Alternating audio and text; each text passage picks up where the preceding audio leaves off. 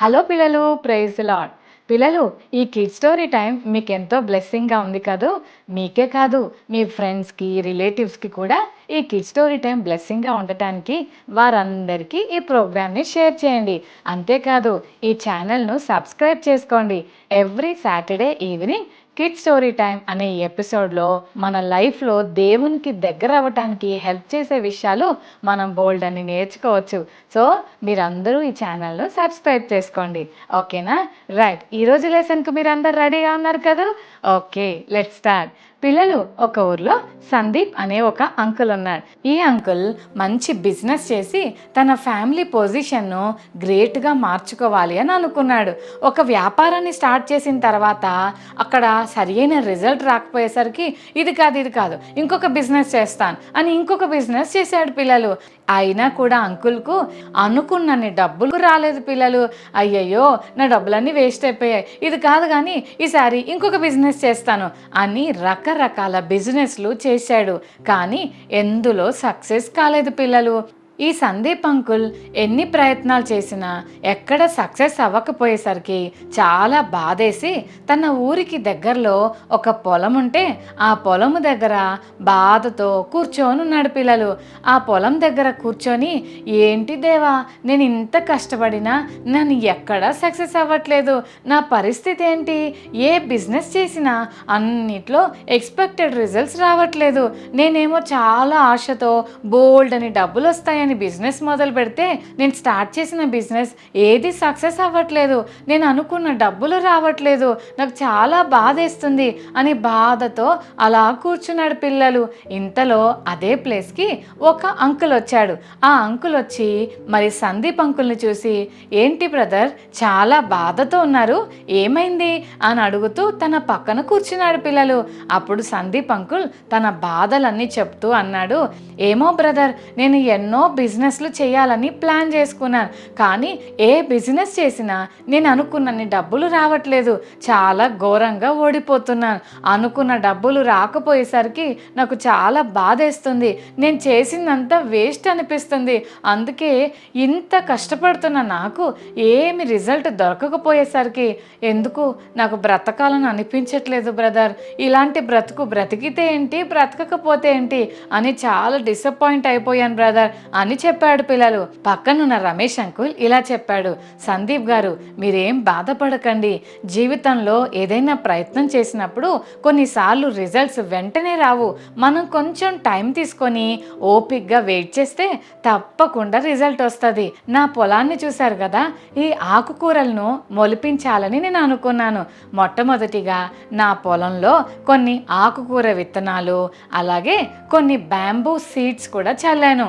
అయితే కొన్ని రోజులకే ఆకుకూరలు చక్కగా మొలిసాయి. ఆ బ్యాంబూ సీడ్స్ మొలవకపోయినా నేను నీళ్లు పోస్తూనే ఉన్నాను. నేను ఎంత కేర్ తీసుకోవాలో అలా కేర్ తీసుకుంటూనే వాటర్ పోస్తూ జాగ్రత్తగా చూసుకుంటున్నాను. చూస్తుండగా మంచి లీఫీ వెజిటబుల్స్ చక్కగా వచ్చాయి.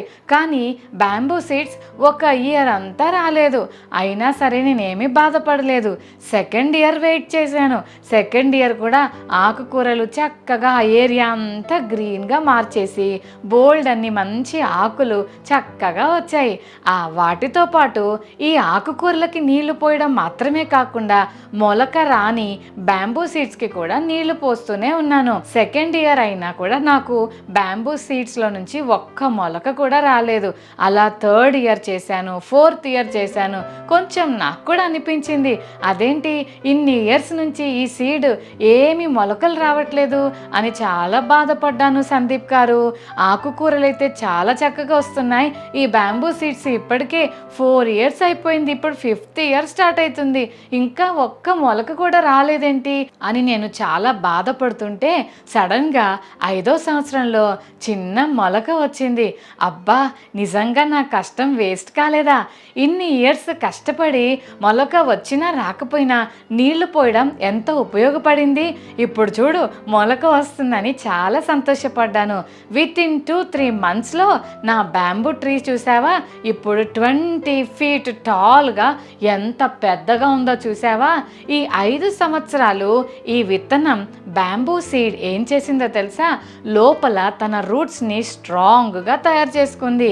రూట్స్ ఎంత స్ట్రాంగ్గా ఉన్నాయి అనంటే పైనున్న బ్యాంబూ స్టిక్ 20 feet హైట్ ఉన్న కింద రూట్ చక్కగా హోల్డ్ చేయగలుగుతుంది.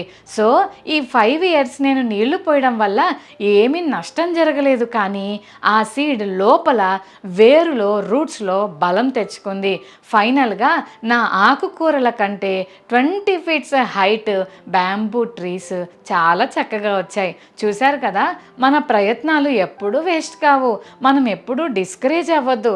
సందీప్ గారు, మీరు చేస్తున్న బిజినెస్లో కూడా ఒకేసారి లాభం రాకపోయినా మెల్లమెల్లగా ఖచ్చితంగా మీరు లాభాన్ని పొందుకుంటారు అని చెప్పాడు పిల్లలు. ఈ మాటలు విన్న సందీప్ అంకుల్ అన్నాడు, థ్యాంక్ యూ రమేష్ గారు, నేను నిజంగా నా లైఫ్ని క్విట్ అయిపోదాం, ఇంకా ఏం చేసినా సక్సెస్ అవ్వట్లేదని వదిలేద్దామని అనుకున్నాను. కానీ మీరు ఈరోజు చెప్పిన మాటలు నాకు చాలా ఎంకరేజింగ్గా ఉన్నాయి. నేను ఓపిక్గా మంచి రిజల్ట్ కోసం వెయిట్ చేస్తానని ఒక మంచి నిర్ణయం తీసుకొని తిరిగి వెళ్ళాడట పిల్లలు.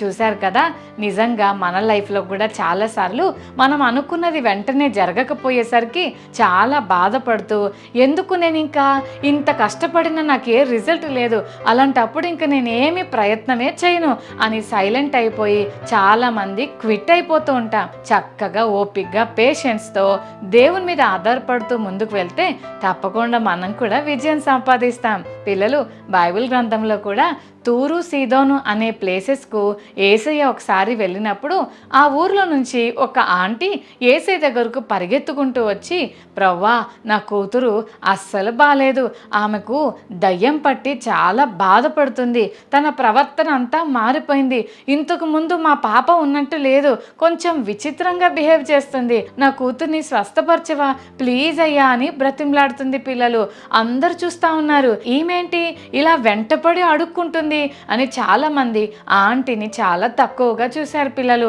కానీ ఈ ఆంటీ తన ప్రయత్నంలో ఎక్కడా ఆగకుండా వెళ్తానే అడుగుతూనే ఉంది పిల్లలు. కానీ యేసయ్య ఆ ఆంటీ చెప్తున్న మాటలు వింటున్నాడు, కానీ సైలెంట్గా వెళ్ళిపోతున్నాడు. పిల్లలు, ఎప్పుడైనా మీరు ఎవరినైనా ఏదైనా అడుగుతుంటే వాళ్ళు సైలెంట్గా ఉన్నారనుకోండి, మీకు ఎలా అనిపిస్తుంది? మమ్మీ, నాకు ఐస్ క్రీమ్ కావాలి మమ్మీ, ప్లీజ్ మమ్మీ నాకు ఐస్ క్రీమ్ కొనివా అని అంటుంటే మమ్మీ ఎస్ చెప్పకుండా నో చెప్పకుండా అలాగే ఉంటే, మమ్మీ చెప్పు మమ్మీ, ఏదో ఒకటి కొంటావా లేదా చెప్పు మమ్మీ అని అంటుంటాం కదా. కొన్నిసార్లు మమ్మీ నా ఫ్రెండ్ వాళ్ళ ఇంటికి వెళ్ళి ఆడుకొని వస్తానంటే మమ్మీ ఎస్ చెప్పదు, నో చెప్పదు, సైలెంట్గా ఉంటే, ఏంటి మమ్మీ ఏదో ఒకటి చెప్పు మమ్మీ, ప్లీజ్ మమ్మీ ఎస్ అనవా, ఒక్క మాట ఎస్ అనవా అని రిక్వెస్ట్ చేస్తుంటారు చాలామంది. అయితే ఏ మాట మాట్లాడకుండా సైలెంట్గా ఉంటే ఎంత బాధేస్తుందో కదా. ఈ ఆంటీ కూడా వెనకపడి, యేసయ్య నా కూతుర్ని స్వస్థపరచు, ప్లీజ్ అయ్యా నా కూతుర్ని స్వస్థపరచు అని ఎంత బ్రతిమలాడుతున్నా అస్సలు యేసయ్య ఏం మాట్లాడకుండా అలా వెళ్ళిపోతా ఉన్నాడు పిల్లలు. అయితే చుట్టుపక్కన వాళ్ళకేమో ఇరిటేషన్ వస్తుంది, యేసయ్య ఈమెతోటి ఎందుకు ఈ డిస్టర్బెన్స్, ఈమెను కొంచెం పంపించేసేయండి, ఈమె మాట్లాడుతుంటే చాలా ఇరిటేషన్గా ఉంది, పంపించే యేసయ్య అని చెప్తున్నారు పిల్లలు పక్కన ఉన్న వాళ్ళంతా. కానీ యేసయ్య ఆమె వైపు తిరిగి, అమ్మా, నశించిపోయిన ఇశ్రాయేల్ ప్రజల దగ్గరికి వచ్చాను కానీ నేను అందరి దగ్గరకు రాలేదమ్మా అని చెప్పాడు పిల్లలు. ఆ మాట వింటే ఇంకా ఎంత బాధ అనిపిస్తుందో కదా పిల్లలు.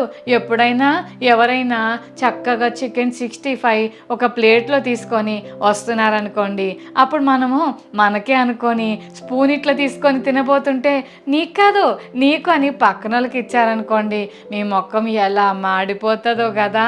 అమ్మ నాకని అనుకున్నాను, నాకు కాదా అని ఏడ్చుకుంటా, మమ్మీ నాకు కావాలి అని ఏడుస్తారు కదా. ఎవరైనా ఏదైనా తెస్తే నాకే పెడతారేమో, నా కోసం ఇస్తారేమో అని చాలా ఎక్స్పెక్ట్ చేస్తుంటాం. కానీ మన ముందే మనకు పెట్టకుండా ఇంకొకరికి పెడితే మాత్రం చాలా కోపం వస్తుంది కదా. మరి ఈ ఆంటీతో ప్రభు అన్న మాట ఏంటో తెలుసా, నేను ఇశ్రాయేలు ప్రజలకు ఇవ్వడానికి వచ్చాను కానీ నీకు కాదమ్మా అని అంటుంటే, అయినా కూడా ఆంటీ కోపం తెచ్చుకోకుండా, ఆ సర్లే ప్రభు అయినా పర్వాలేదు పర్వాలేదు ప్రభువా, నా కూతుర్ని మాత్రం స్వస్థపరిచయ్యా, ప్లీజ్ అయ్యా హీల్ చేయయ్యా అని అడుగుతుంది పిల్లలు. అప్పుడు యేసయ్య ఆమెను చూసి అంటున్నాడు, అమ్మా ఎవరైనా పిల్లల రొట్టె తీసుకెళ్ళి కుక్క పిల్లలకి ఇస్తారా అని అడుగుతున్నాడు పిల్లలు. అంటే మనం భోంచేసేటప్పుడు మనం ఫుడ్ పెట్టుకుంటాం కదా, పిల్లలకు పెట్టే ఫుడ్ కుక్క పిల్లలకి పెడతారా అని అడిగాడు పిల్లలు యేసయ్య. మనమైతే అమ్మా యేసయ్య నేనేదో నిన్ను హెల్ప్ చేయమని అడిగితే నన్ను కుక్క పిల్ల అంటావా అని కోపంగా, అవసరం లేదు నువ్వు వద్దు నీ హెల్ప్ వద్దు అని సీరియస్గా వెళ్ళిపోతారు కొంతమంది అయితే. కానీ పిల్లలు అడుగడుగున ఈ ఆంటీ అనుకున్నది తనకు జరగకపోయినా ఆంటీ అలాగే నిలబడింది పిల్లలు. She didn't give up. ప్రార్థన చేయడం ఆగలేదు, రిక్వెస్ట్ చేయడం ఆపలేదు. ఆంటీ ఇంకా తగ్గించుకొని యేసయ్య కాళ్ళ మీద పడి అంటుంది, అవును ప్రభువా నువ్వు చెప్పిన మాట నిజమే, కానీ అప్పుడప్పుడు పిల్లలు ఆ బ్రెడ్ తింటూ తింటూ చిన్న చిన్న ముక్కలు కింద నుంచి వెయిట్ చేస్తున్న కుక్క పిల్లకు ఇసిరేస్తారు కదా, ఆ ఒక్క మొక్క అనుకొని ఆ మొక్క నాకు పడేసి నా బిడ్డను స్వస్థపరచు ప్రభువా అని అడుగుతుంది పిల్లలు. యేసయ్య ఆంటీ చెప్పిన మాటకు షాక్ అయిపోయాడు పిల్లలు. వావ్ ఎంత గ్రేట్ ఫెయిత్ ఉంది ఈమెకు అని ప్రభు ఆంటీ వైపు చూస్తూ, అమ్మా నీకున్న విశ్వాసం ఇక్కడున్న ఎవ్వరికీ లేదమ్మా, నా సొంత ఇశ్రాయేలు ప్రజలకే లేదు అని ప్రభు ఎంతో ఆశ్చర్యపడి ఆంటీని అభినందించాడు. పిల్లలు ఎంత గ్రేట్ కదా. ఆంటీ ఒక రిక్వెస్ట్తో ప్రభు దగ్గరకు వచ్చినప్పుడు యేసయ్య సైలెంట్గా ఉండటం వల్ల ఆంటీ ఎక్కడ నొచ్చుకోలేదు. యేసయ్య ఆన్సర్ చేసే వరకు యేసయ్యను విడిచిపెట్టలేదు. చెల్లి తమ్ముడు, నీ లైఫ్లో కూడా ఏ విషయంలోనైనా బాధపడుతున్నావా, దేని కొరకైనా ప్రభువుని అడుగుతున్నావా, ప్రభు ఆన్సర్ చేసేదాకా ప్రార్థన ఆపొద్దు, ఓకేనా? విసుక్కోకూడదు, నేను ఇంకా చెయ్యను ప్రేయర్, ఎంత ప్రేయర్ చేసినా నాకు ఆన్సర్ రావట్లేదు అని విసుక్కోకూడదు. యేసయ్య మనకు ఆన్సర్ ఇచ్చేదాకా మనం వెయిట్ చేయాలి. పిల్లలు అలా యేసయ్య ఎందుకు సైలెంట్గా ఉంటారో తెలుసా? ప్రభు సైలెంట్గా ఉన్నాడు అంటే కారణం మనలో ఉన్న ఫెయిత్ని ఇంకా స్ట్రాంగ్గా చేయడానికి, అంతేకాదు మన బిహేవియర్ను మంచిగా మార్చడానికి. మనకి ఏదైనా కావాలంటే యేసయ్య దగ్గరికే మాటి మాటికి వస్తున్నామంటే దాని అర్థం మనకు యేసయ్య తప్ప సహాయం చేయడానికి ఇంకెవ్వరూ లేరని. సో ఎందుకు ప్రేయర్ చేయాలి అనంటే ఆయన తప్ప మనకెవరు లేరు కాబట్టి. ఆంటీ అనుకున్నట్లుగా వెంటనే ఆన్సర్ రాకపోయినా ప్రార్థన మాత్రం ఆపలేదు.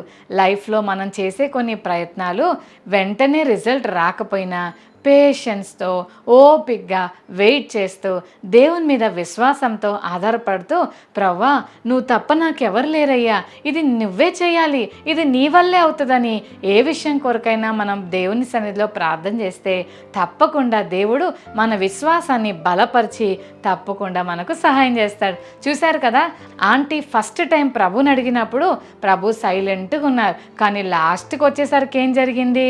అందరికంటే గ్రేట్ ఫేత్ ఆంటీలోనే ఉందని దేవుడు ఆంటీని అప్రిషియేట్ చేశాడు. నీ లైఫ్లో కూడా ఎప్పుడైతే నీవు ఓపికతో విశ్వాసంతో పట్టుదలతో ప్రార్థన చేస్తావో తప్పకుండా దేవుడు నీకు కూడా గొప్ప విజయం ఇస్తాడు. ఇందాక మనం చూసాం, సందీప్ అంకుల్ తన బిజినెస్లో సక్సెస్ రావట్లేదని మొత్తం వదిలిపెట్టేసి తన లైఫ్నే ఎండ్ చేయాలి అని అనుకున్నాడు. కానీ ఆ రమేష్ అంకుల్ చెప్పిన మాటను బట్టి ఓపిక్గా కష్టపడి రిజల్ట్ వెంటనే రాకపోయినా అలాగే తను చేసే పని చేసుకుంటూ వెళ్తూ చక్కగా కష్టపడితే తప్పకుండా గ్రేట్ రిజల్ట్ వస్తుందని నేర్పించాడు కదా పిల్లలు. అలాగే కనాను స్త్రీ అయిన ఆ ఆంటీ దేవుని పాదాలు పట్టుకొని బ్రతిమలాడుకుంటుంటే అనుకున్నట్లుగా ఆన్సర్ వెంటనే రాకపోయినా ఖచ్చితంగా ఆన్సర్ అయితే వచ్చింది. ఆ ఆన్సర్తో పాటు ఆంటీలో ఉన్న విశ్వాసం అందరికీ ఒక గ్రేట్ ఎగ్జాంపుల్గా మారింది. సో ఈరోజు నుంచి మనం నేర్చుకోవాల్సిన విషయం ఏంటంటే, ఏ విషయంలోనైనా తొందరపడి అక్కడే ఆగిపోవద్దు. డిసప్పాయింట్ అయ్యి డిస్కరేజ్ అయిపోయి చేతులు ఎత్తేయకుండా నమ్మకంగా చేస్తుంటే తప్పకుండా గ్రేట్ రివార్డ్ వస్తుంది. ఓకేనా పిల్లలు? ఇక నుంచి డిస్కరేజ్ అవ్వకుండా మీరు చేస్తున్న ప్రయత్నాన్ని కొంచెం ఓపికతో దేవుని మీద విశ్వాసంతో ప్రేయర్ సపోర్ట్తో ధైర్యంగా ముందుకు వెళ్ళండి. ఓకే చిల్డ్రన్, మరి అలా ముందుకు వెళ్ళడానికి దేవుడు మనకు సహాయం చేయాలని ప్రేయర్ చేసుకుందామా? రైట్, కళ్ళు మూసుకోండి, ప్రార్థన చేసుకుందాం. ప్రేమగల తండ్రి మీకు వందనాలు. ఇంతవరకు మీరు మాతో మాట్లాడిన మాటలను బట్టి వందనాలు. డిస్కరేజ్ అవుతున్న సందీప్ అంకుల్ ఎంతో చక్కటి విషయాలు నేర్చుకొని మరి ప్రభా ఓపికతో ముందుకు వెళ్ళాలని తను తీసుకున్న నిర్ణయాన్ని బట్టి ఈరోజు మీరు మాతో మాట్లాడారు. అంతేకాదు ప్రభా, కానాను ఆంటీ తను అనుకున్న ఆన్సర్ వెంటనే రాకపోయినా ఓపికతో ఎలా వెయిట్ చేసిందో, ఆన్సర్ వచ్చేంత వరకు ప్రార్థన ఆపలేదు. ప్రభా, మా లైఫ్లో కూడా ఓపికతో పట్టుదలతో నీ మీద విశ్వాసంతో ముందుకు కొనసాగే కృప మా అందరికీ దయచేయమని యేసు నామమున వేడుకొని ప్రార్థిస్తున్నాం తండ్రి. ఆమేన్, ఆమేన్. ఓకే చిల్డ్రన్, మరి ఈరోజు మెమరీ వర్స్ నేర్చుకున్నామా? యెషయా 40:31, ఐజయా 40:31. యెహోవా కొరకు ఎదురు చూచువారు నూతన బలము పొందుదురు. యెషయా 40:31. మరోసారి నేర్చుకుందామా? యెషయా 40:31. యెహోవా కొరకు ఎదురు చూచువారు నూతన బలము పొందుదురు. Isaiah 40:31. Okay children, God bless you.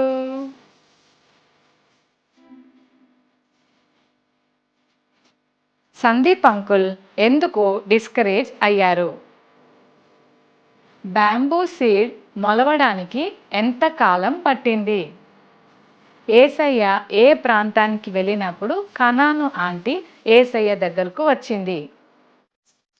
పిల్లల రొట్టె ఎవరికి ఇవ్వటం కరెక్ట్ కాదని యేసయ్య చెప్పారు. పట్టుదలతో ప్రార్థించిన ఆ ఆంటీని యేసయ్య ఎలా అప్రిషియేట్ చేశారు? Okay children, God bless you. Bye.